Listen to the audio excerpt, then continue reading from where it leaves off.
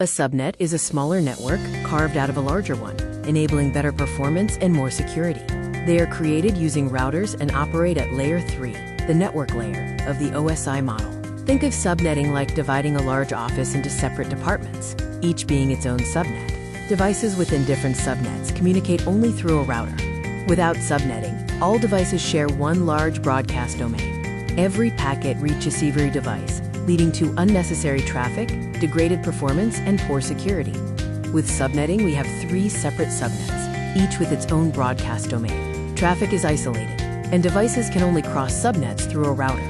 A subnet mask determines which part of an IP address is the network and which is the host.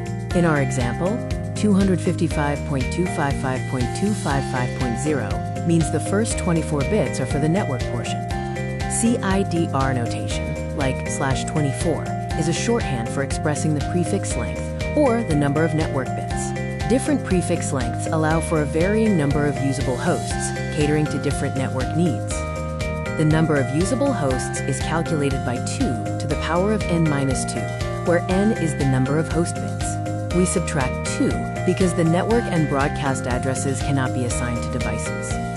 Private IP address ranges are reserved for internal subnets and are not routable on the public internet. These include Class A, B, and C ranges, commonly used in large, medium, and small networks.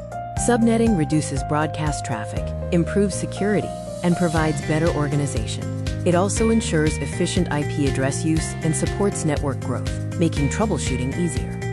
In this real-world example, we see how subnets are allocated for sales, IT, HR, and guest Wi-Fi. By using A26 for guest Wi-Fi instead of 24, 192 IP addresses are saved for other uses.